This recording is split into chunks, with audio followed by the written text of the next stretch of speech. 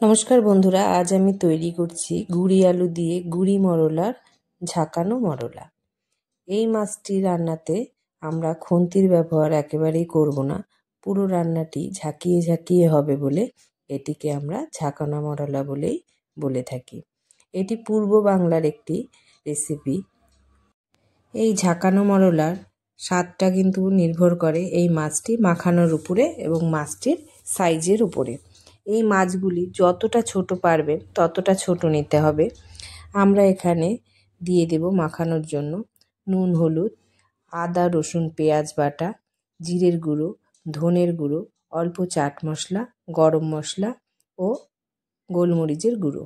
সব কিছু দিয়ে আমি এখানে একটি চামচের সাহায্যে হালকা করে মাছগুলিকে মেখে নেব, কারণ এগুলো এত পরিমাণ ছোট যে একটু জোরে ডলা দিলেই এগুলো কিন্তু ভেঙে যাবে। মাছগুলি ভালো করে মাখিয়ে নিয়ে এবার আমরা গ্যাসে একটি কড়াই চাপিয়ে দেব। কড়াই চাপিয়ে কড়াইটায় তেল দিয়ে সেই তেলটি আমরা ঘুরিয়ে ঘুরিয়ে কড়াইয়ের চারধারে লাগিয়ে দিব। যেহেতু আমরা এখানে খুন্তি ব্যবহার করব না, তাই গোটা কড়াইটি তেল তেল হয়ে থাকলে মাছগুলো আমাদের লেগে ধরবে না। এবার কড়াইয়ের দুপাশ ধরে ঝাঁকিয়ে ঝাঁকিয়ে নিয়ে আমরা মাছগুলিকে ভালো করে ভেজে নেব। মাছগুলি যখন ভাজা হয়ে যাবে, আপনারা একটি হাতার সাহায্যে মাছগুলিকে একটু মাঝখান থেকে ছড়িয়ে দিবেন। দেখবেন মাছগুলি একদমই তেল চোষেনি। যা তেল আপনারা দিয়েছিলেন মোটামুটি সব তেলই কড়াইয়ে বেরিয়ে আসবে। এভাবে ঝাঁকিয়ে ঝাঁকিয়ে রান্না করার দরুনই কিন্তু আমাদের তেলটাও কম লাগলো। কড়াইয়ে মাছ ভাজার যে তেলটা পড়ে থাকবে সেই তেলেই এখন আমরা বাকি রান্নাটা করে ফেলব। সেই জন্য কড়াইয়ের তেলে আমরা দিয়ে দিব প্রথমে কালো জিরে, তারপর আমরা কিছু ছোট আলু সেদ্ধ করে ছুলে রেখেছিলাম, সেই ছোট আলুগুলি তেলে দিয়ে দেব। তারপর এই ছোট আলুগুলিকে নুন হলুদ মাখিয়ে ভালো করে ভেজে নেব। এখানেও কিন্তু আমরা খুন্তি ব্যবহার করব না। কড়াইটাকে ঝাঁকিয়ে ঝাঁকিয়েই আলুগুলো ভেজে নেব। আপনারা চাইলে এখানে খুন্তি ব্যবহার করতেই পারেন, তবে এই ঝাঁকুনি মরলা রান্নার সময় কিন্তু পূর্ব বাংলার লোকেরা একদমই খুন্তি কোনো ব্যবহার করতোই না। সেই জন্য আমিও এখানে খুন্তিটা ব্যবহার করিনি। আলুগুলোকেও নুন হলুদ দিয়ে ঝাঁকিয়ে ঝাঁকিয়ে ভেজে নিয়েছি। আলুগুলি ভালো করে ভাজা হয়ে গেলে আমরা এতে দিয়ে দেব মশলাগুলি। প্রথমেই দিয়ে দেব পেঁয়াজ, আদা, রসুন বাটা, তারপর দিয়ে দেব জিরের বাটা, ধনের বাটা, তার সাথে অল্প গরম মশলা গুঁড়ো ও শেষে দিয়ে দেব শুকনো লঙ্কার গুঁড়ো। সব কিছু দিয়ে আমরা ভালো করে মশলাগুলিকে কষিয়ে নেব। এখানেও কিন্তু আমরা সেই খুন্তির ব্যবহার করব না। মশলাগুলি যখন ভালো মতো কষিয়ে যাবে তখন এতে আমরা দিয়ে দেব অল্প পরিমাণে গরম জল।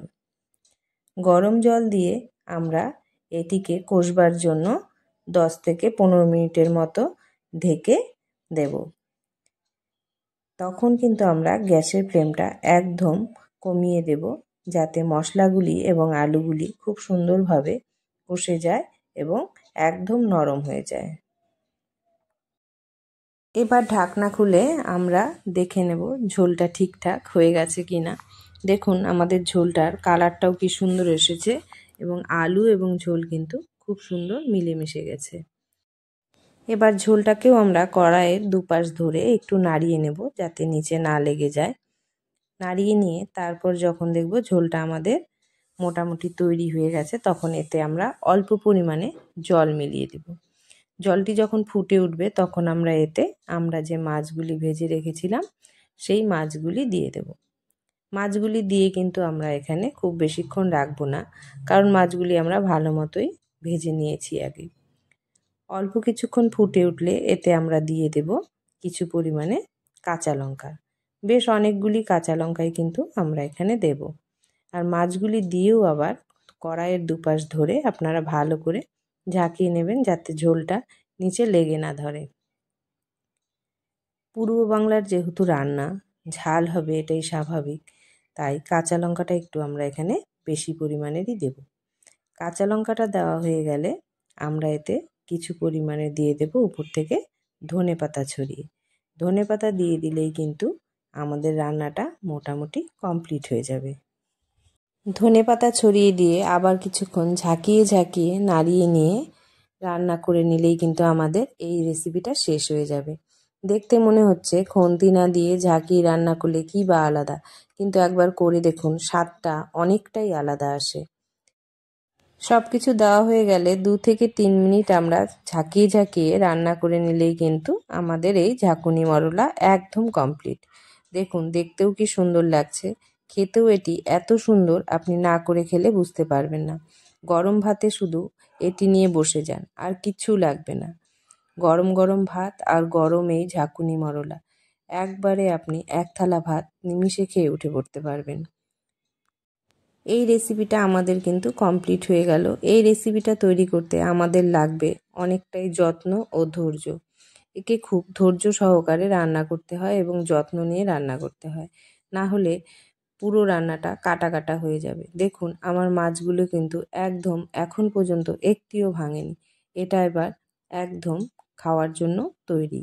আপনারা দুপুরের গরম ভাতে গরম গরম এটি নিয়ে বসে যান, আর কিচ্ছু লাগবে না, আপনাদের খাওয়া কমপ্লিট হয়ে যাবে। ভিডিওটি ভালো লাগলে অবশ্যই লাইক ও সাবস্ক্রাইব করে দেবেন। পুরনো দিনের আরও এরকম রান্না দেখতে চাইলে অবশ্যই কমেন্ট করে জানাবেন।